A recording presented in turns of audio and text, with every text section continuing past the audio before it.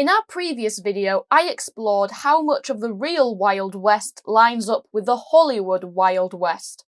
Next door was an American Civil War camp and an opportunity to learn about how Britain was involved in America's Civil War. This was recorded in the middle of a historical reenactment, so you will hear lots of other sounds. The guns can get quite loud in some places, so do turn on the subtitles if needed. So the American Civil War starts in 1861 and ends in 1865. It's absolutely horrendous. It's a 4-year bloody conflict. Horrendous casualties. In total, latest estimates are 700,000 dead from 4 years. You know, that's absolutely horrendous. Part of that reason is the tactics, Napoleonic tactics.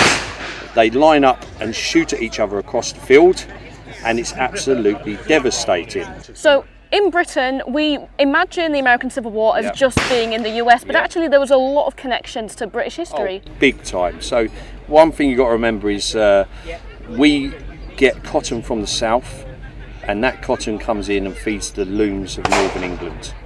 And so the financial side of things, that generates a lot of money. And so you see, in particular, Liverpool is very pro-Confederacy because that cotton is coming in, a lot of money.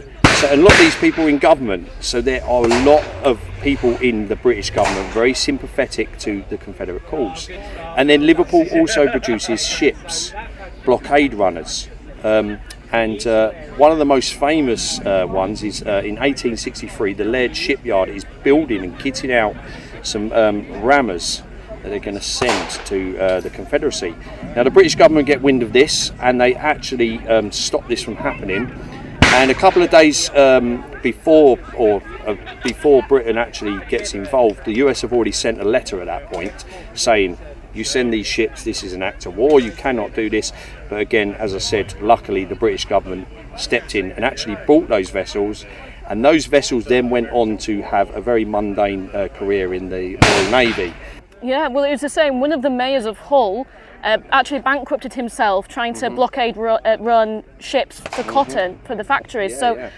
We tend to think that it was just a war happening a couple of thousand miles away, but actually it was very interlinked with our own history. And again, another little link for Britain as well is in the English Channel there's actually a battle, a naval battle, and the Alabama is sunk off the coast of Cherbourg. And that is actually built in Liverpool, and most of the men on board were from Liverpool. In 1861, the Royal Mail steamer RMS Trent was intercepted by the US Navy with 2 Confederate diplomats on board. They were en route to Britain to lobby for support for the Confederacy. This was a major diplomatic crisis, but Abraham Lincoln did not want all-out war with Britain, and the issue was resolved. The CSS Alabama, built in Liverpool and sunk in the English Channel in 1864, was also a source of consternation for many Union politicians. In the Treaty of Washington in 1871, the British government paid damages to the US for the impact of these British-built ships on US shipping. Well, I've learned a lot today, so thank you. No worries. Cheers. Tens of thousands of British and Irish soldiers served on both sides of the Civil War. Researching and preserving this is a major aim of this reenactment group, and I spoke to one member who had her own personal connection. So we've just found out a bit about the British involvement in the Civil War, and you've got a very personal connection to this period. I have indeed. So my name is Gina Denham, and my great-great-grandfather is a guy called George Denham. He was born in Grantham in Lincolnshire in 1835 on St George's Day, and he went to America in 1856 on account of an argument. He did have a tattoo on his arm that said Ellen Wilson, but Ellen Wilson was not my great-grandmother's name, so you can take what you want from that. But yeah, George went to America in 1863. He joined the 111th Pennsylvania Volunteers.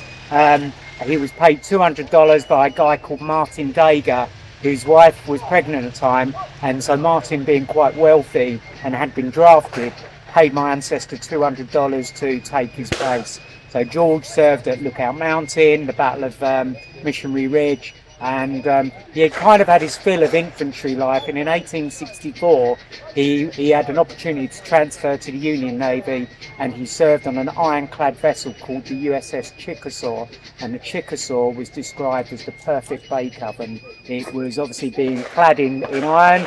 He sailed down the mighty Mississippi, he caught malaria on the way, he ended up getting PTSD as a result of the Battle of Mobile Bay, and you probably worked out from my accent that in 1865 he came back to England and he settled in King's Cross, where he became a brake fitter.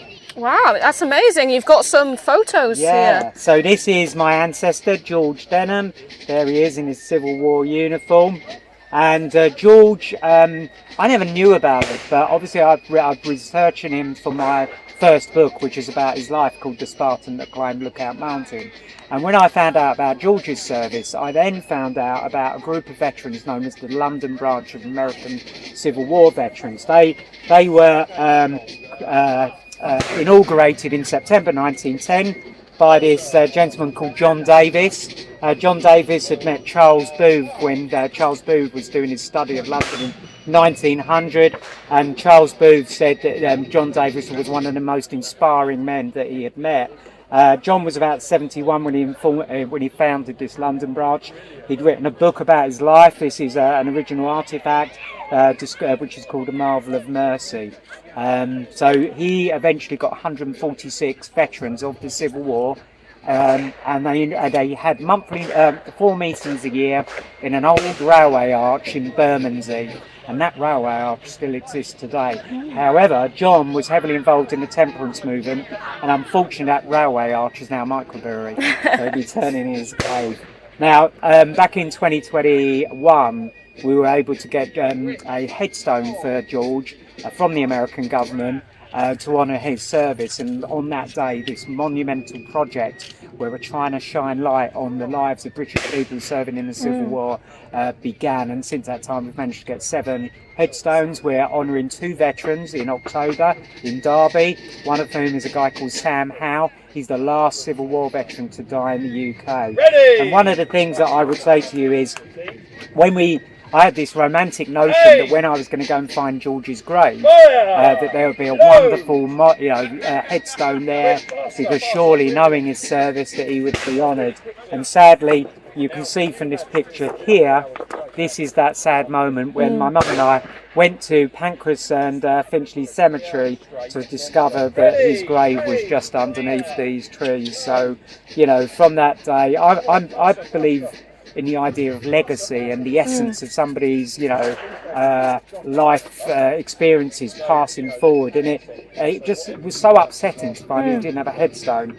And so, of course, finding out about his life and, of course, these other veterans, I'm so passionate about giving them a voice. And obviously being here at Chalke is a fantastic platform to tell the story of Brits, 50,000 Brits who served in the Civil War. And I've got a bit of a burden now, because knowing George's life, I've now got to tell the story of his other comrades in the London branch.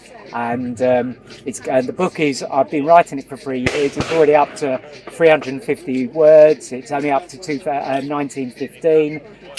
So it's going to have to be 2 books. It's going to be called Lincoln's Londoners, The Campfire Tales of the London Branch of American Civil War. We've learned so much, because, like I was saying before, British people, we don't tend to think that we were involved in the Civil War in America, but we were. It's a massive part of history, and by dressing up and collecting all of these artifacts, you're really keeping it alive. So thank you. Thank you for the opportunity.